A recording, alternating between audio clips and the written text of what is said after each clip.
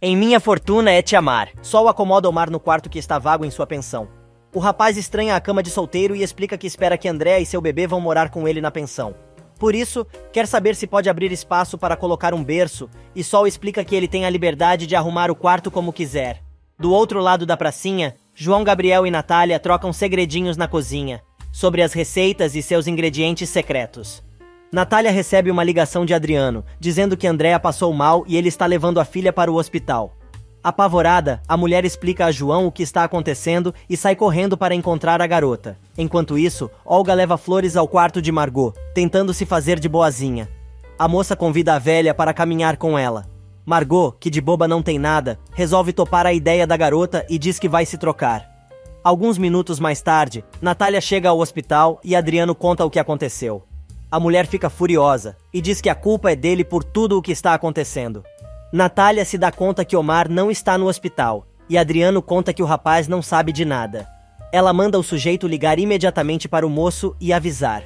Só que Omar está em seu primeiro dia de trabalho na loja de Vicente, e quando vê que é o sogro, resolve não atender a chamada. No hospital, o médico avisa que Andrea ainda corre risco de perder a criança. Enquanto isso, Constanza não para de beber, e desolada por ter perdido o bebê de Andrea, começa a bater biela, e diz à empregada que seu filho foi roubado, desejando que a sobrinha perca a criança, para sofrer o mesmo que ela está sofrendo.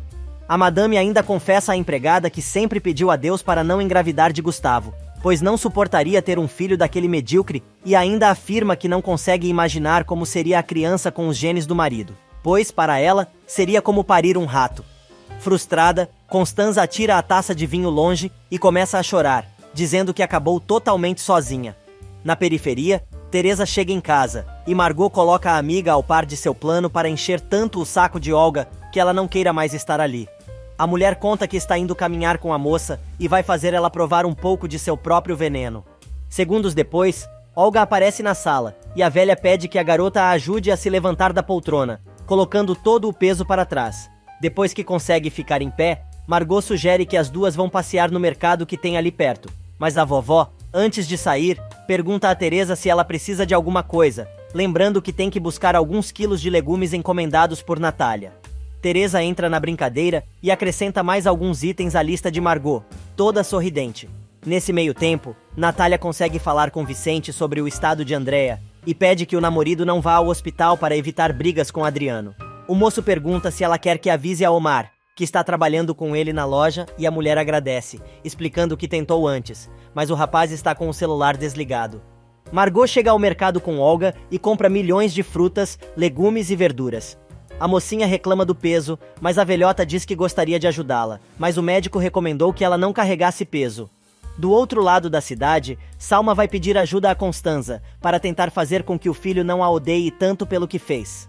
Apesar da madame dizer que a mulher está perdendo seu tempo, a cacatua continua implorando para que ela fale com a sobrinha e peça para a garota tentar mudar a cabeça do seu chuchu. Sem paciência, Constanza agarra a mulher pelo braço e, gritando, a atira a porta afora. No hospital, Omar chega apavorado, mas segundos depois, a enfermeira aparece, dizendo que Andrea está estável e o bebê está bem. Nesse meio tempo, Margot chega em casa com Olga e pede à moça para ajeitá-la na cama.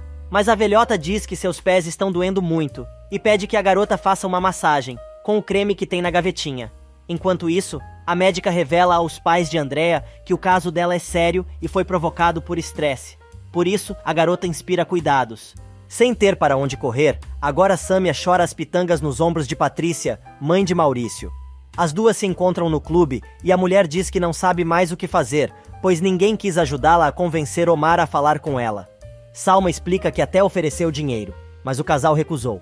Patrícia conta à amiga que não se trata de dinheiro, mas sim de mostrar que ela se importa com a felicidade dos dois, e talvez devesse aceitar o casamento. Imediatamente, Salma tem a brilhante ideia de organizar a cerimônia de casamento de Omar e Andrea.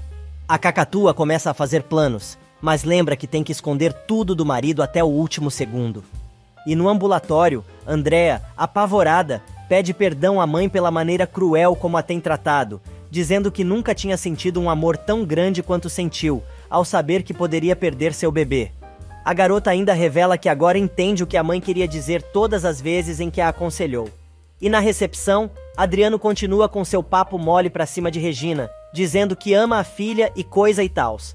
Mas a garota é curta e grossa e avisa ao pai que gostaria muito de acreditar no que ele está dizendo, mas não rola. Adriano continua tentando convencer a filha a ir morar com a irmã na mansão que comprou e ainda pede que a garota também peça que a mãe fique com Andréa na mansão, pelo menos durante o período de gravidez da garota. Finalmente, a garota aceita convencer Natália a se mudar para a casa nova. Omar chega bem na hora e descobre os planos de Adriano para levar toda a família para a mansão, com a desculpa de cuidar de Andréa. Mas o rapaz lembra que é sua responsabilidade cuidar da mãe de seu filho e avisa que não pensa em voltar para aquela residência, mas vai tomar conta das despesas, pois já tem trabalho. Porém, Adriano deixa claro que quer que Natália cuide da garota, pois não existe ninguém melhor que a mãe, numa situação como esta. No quarto, Andréa insiste em levar a mãe com ela para a mansão, mas a cozinheira diz que não vai mudar de ideia, e só espera que a garota entenda o que realmente é importante na vida. E na casa de Vicente, Margot continua tornando a vida de Olga um inferno. Agora ela reclama que a sopa está fria, mas a moça reclama que sua ferida está doendo e precisa descansar. De qualquer forma, a garota insiste em dizer que só quer ficar de boa com a velhota, que deixa claro que para isso, ela vai ter que se esforçar muito, pois é uma pessoa que não inspira confiança. Na mesma hora, a garota muda de ideia e vai esquentar o caldinho de Margot. Nesse meio tempo, Regina conta à mãe que acha melhor todo mundo ir morar na casa comprada por Adriano, pois assim poderiam cuidar melhor de Andréa. Natália se dá conta de que aquilo foi ideia do ex-marido e avisa a filha que não vai cair no joguinho do sujeito e não vai deixar que ele a manipule por causa da situação. E na casa de Vicente, Cláudio diz a Olga que ainda não recebeu a chamada de Adriano, avisando a moça que o prazo dela está acabando. Olga responde que as histórias que ele está contando são apenas frutos da sua imaginação, regada por litros e litros de álcool. Vicente chega bem na hora, e Cláudio conta ao rapaz que na noite anterior viu Olga entrar no carro de Adriano e não sabem para onde foram, mas a moça só chegou às 6 horas da manhã. Mas a moça revela que o comerciante sabe que, de vez em quando, o sujeito aparece para perguntar coisas a ela, mas convida todo mundo para ir à cozinha, pois precisa esquentar o caldinho de Margot. Na cozinha, Vicente aperta Olga e quer saber o que Adriano queria. A moça conta que ele fez muitas perguntas sobre o casal e queria saber sobre ele e Natália. A garota aproveita para dizer que o sujeito até ofereceu dinheiro para que ela espionasse todo mundo naquela casa, mas não aceitou e o mandou ao inferno. E a mocinha começa com a mesma cantilena, dizendo que precisa do rapaz e tals, e resolve avisar para ter cuidado com Adriano, pois ele é perigoso. Segundos depois, Olga chega ao quarto de Margot e Benjamin, ao ouvir a voz da garota, se enfia embaixo da cama da bisavó. A moça diz que levou o caldinho que a velha pediu, mas a mulher resolve dizer que não está mais com fome, pois ela demorou tanto que pensou que a moça tinha esquecido. Depois que Olga vai embora, Margot chama Benjamin e pergunta ao garoto por que ele tem tanto medo da mocinha. Depois de muito esforço, Margot descobre que o menino acha Olga uma mulher má e não quer que ela more em sua casa. A mulher conta ao garoto que está fazendo tudo para que ela vá embora dali o quanto antes e pede ao netinho que conte a verdade. Mas quando Benjamin toma coragem, a jiboia rosa choque aparece, colocando medo na criança.